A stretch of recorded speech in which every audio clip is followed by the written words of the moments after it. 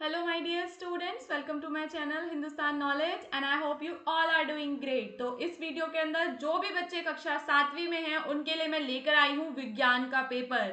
जी हाँ बच्चों, अगर आपने अभी तक कुछ भी नहीं पढ़ा है फिर भी आप लोग इस वीडियो को देखकर पास हो सकते हैं, क्योंकि यहाँ पर मैं आपको सभी प्रश्नों के उत्तर भी बताने वाली हूँ कि कौन से प्रश्न के उत्तर में आपको क्या लिखना है और एग्जाम में आपसे किस प्रकार के क्वेश्चंस पूछे जाने वाले हैं।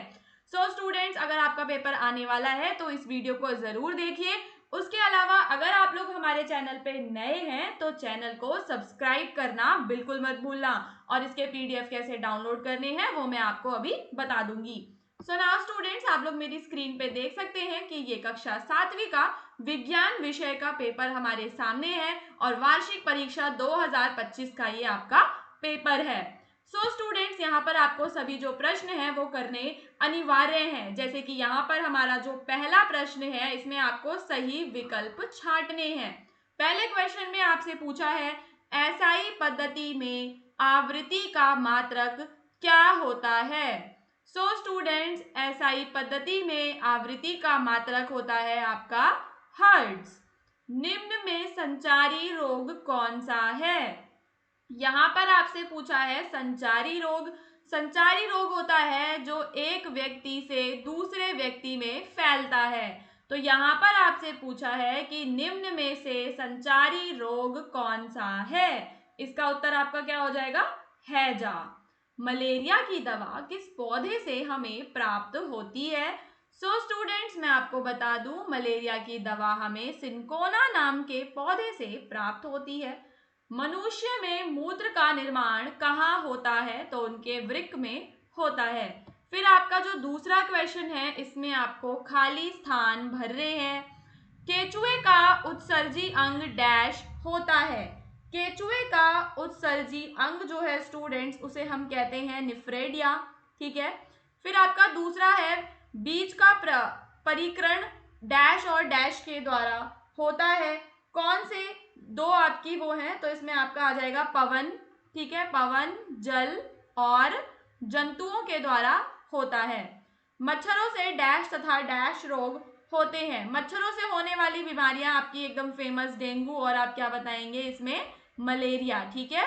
फिर कंप्यूटर में माउस एक डैश डिवाइस होता है। कंप्यूटर में माउस क्या होता है, एक इनपुट डिवाइस होता है। फिर आपको यहाँ पर जो ये दिए गए हैं 4 खंडों को हल करना है। आपको इनमें से कोई 4 क्वेश्चंस आपको करने हैं। मैं आपको हर एक क्वेश्चन का आंसर बताऊंगी। पहला क्वेश्चन है उत्तल दर्पण के मुख्य फोकस की आपको परिभाषा देनी है।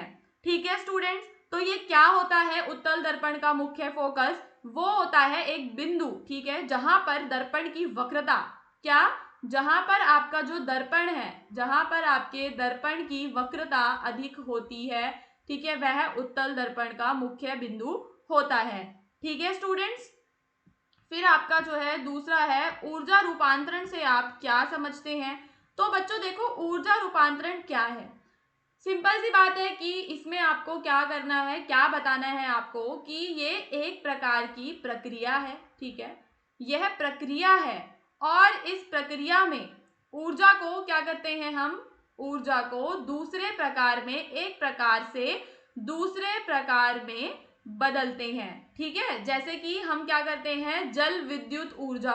तो जो जल की ऊर्जा है, ठीक है, जल की गतिज ऊर्जा जो होती है उसको हम किस में बदल देते हैं, उसमें विद्युत ऊर्जा में बदल देते हैं। ऐसे ही अगर हम बात करें सौर ऊर्जा की, तो उसके अंदर भी हम क्या करते हैं, सौर ऊर्जा को भी हम किसमें, विद्युत ऊर्जा में बदल देते हैं। तो इसे हम कहते हैं ऊर्जा रूपांतरण। फिर आपका अगला क्वेश्चन है प्रतिध्वनि को आपको परिभाषित करना है। ठीक है, प्रतिध्वनि क्या है, प्रतिध्वनि को इंग्लिश में हम लोग कहते हैं रिवर्बरेशन, रिवर्बरेशन। ठीक है। अब यहाँ पर ये एक घटना होती है, यह एक घटना है जो कि आपके इसमें क्या होता है कि देखो, एक ध्वनि की तरंग, एक ध्वनि की तरंग, एक ध्वनि की तरंग क्या कर रही है यहाँ पर, वो किसी सतह से जाकर टकराती है, ठीक है, और वापस आती है और मूल ध्वनि के साथ मिलकर एक नए ध्वनि पैटर्न का निर्माण भी यहाँ पर वो करती है, इसे हम लोग कहते हैं प्रतिध्वनि। ठीक है स्टूडेंट्स।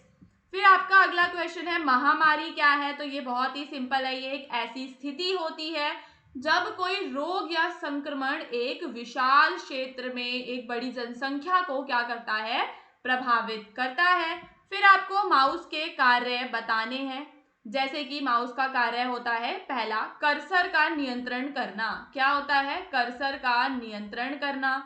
ठीक है, जो भी हम आइटम चूज कर रहे हैं वहां पर आइटम का चयन करना। Drag and drop, drag and drop, ये भी क्या होता है, आपके माउस का कार्य होता है। स्क्रॉलिंग, जूमिंग, गेमिंग, इन सब में भी हम माउस को यूज करते हैं।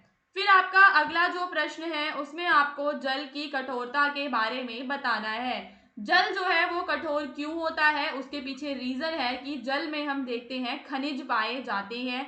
खनिज जैसे कि आपका कैल्शियम, ठीक है, आपका कैल्शियम एंड आपका क्या होता है, मैग्नीशियम, मैग्नीशियम, इनकी वजह से जल जो है हमारा कठोर होता है।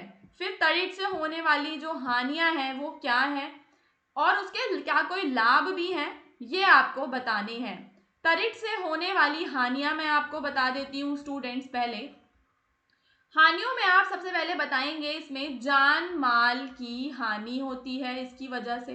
ठीक है, और जो हमारी विद्युत प्रणाली है, विद्युत प्रणाली जो है वह हमारी नष्ट या खराब हो जाती है।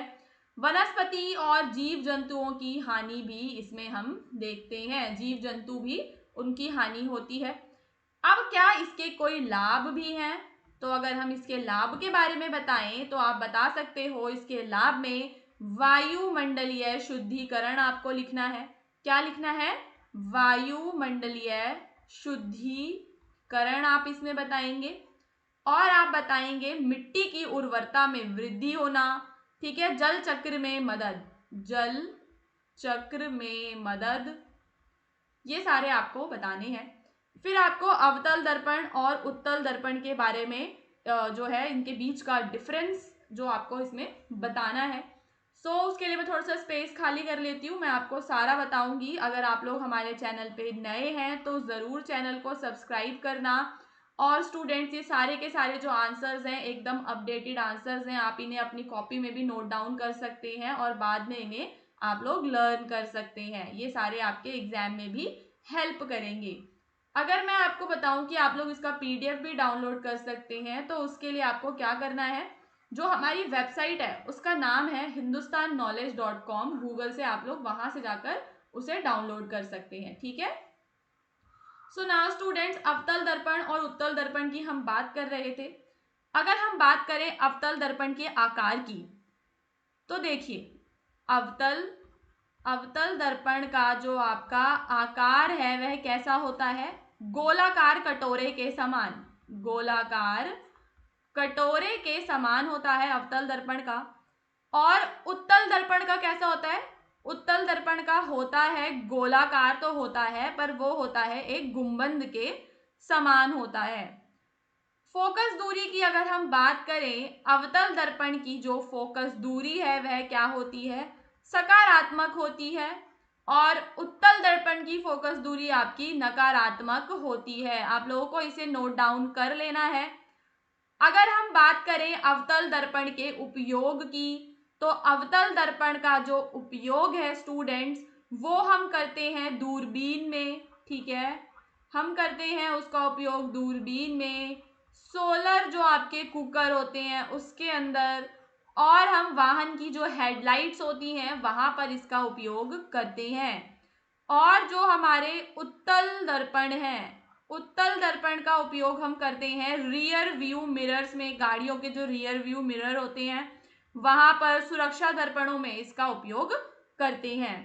अब हम देखेंगे दूसरा प्रश्न की ऊष्मा अवशोषित होने वाले दो परिवर्तन लिखिए, से होने वाले दो आपको परिवर्तन बताने हैं। पहला परिवर्तन आप बताएंगे विस्तार और दूसरा आप बताएंगे इसकी अवस्था में परिवर्तन हो जाता है। सीपीयू के कार्य में आप बताएंगे जैसे कि इसका कार्य एक डेटा प्रोसेसिंग का इसका कार्य होता है, इसके कुछ नियंत्रण कार्य हैं जैसे त्रुटि का पता लगाना, और इसके अन्य कार्यों में आप बताएंगे डेटा का संचार, कंप्यूटर की गति से रिलेटेड और कंप्यूटर की सुरक्षा। इसके बाद हमारे नेक्स्ट क्वेश्चन है कि वायु में जल वाष्प उपस्थित है, वो आप कैसे इसको सिद्ध करेंगे।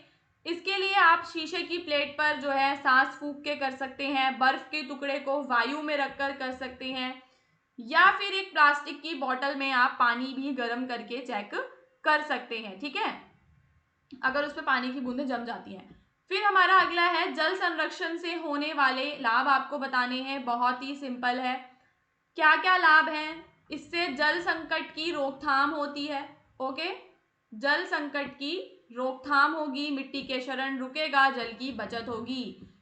विद्युत प्रेरण को परिभाषित करना है, स्थिर विद्युत प्रेरण, ठीक है, क्या है ये विद्युत प्रेरण बच्चों? एक प्रक्रिया है, ठीक है, क्या है, यह भी एक प्रकार की आपकी प्रक्रिया होती है, जिस प्रक्रिया में, ठीक है, विद्युत क्षेत्र में परिवर्तन के कारण एक चालक में विद्युत धारा प्रेरित होती है।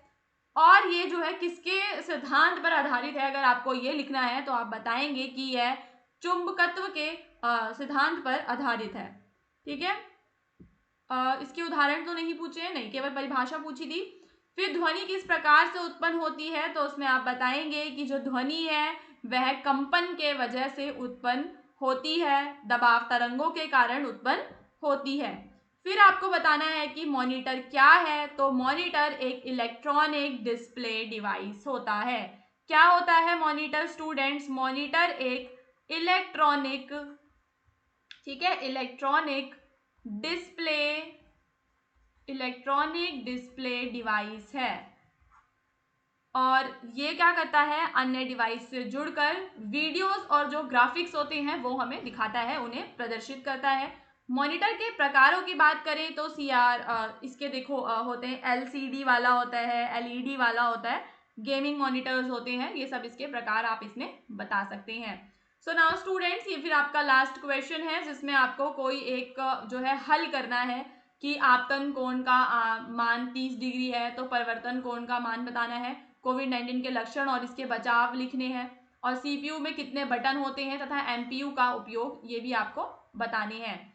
सो पीडीएफ कैसे डाउनलोड करेंगे आप लोग? पीडीएफ के लिए आप जाएंगे हमारी वेबसाइट पर hindustannowledge.com पे। उसके अलावा अगर आप लोग चाहें तो हमारे व्हाट्सएप चैनल को भी ज्वाइन कर सकते हैं, जिसका लिंक आपको डिस्क्रिप्शन में मिल जाएगा। व्हाट्सएप चैनल का नाम है हिंदुस्तान नॉलेज। अगर आप उससे जुड़ते हैं तो जो भी नया वीडियो आएगा उसका अपडेट आपको जल्दी से जल्दी मिलता रहेगा।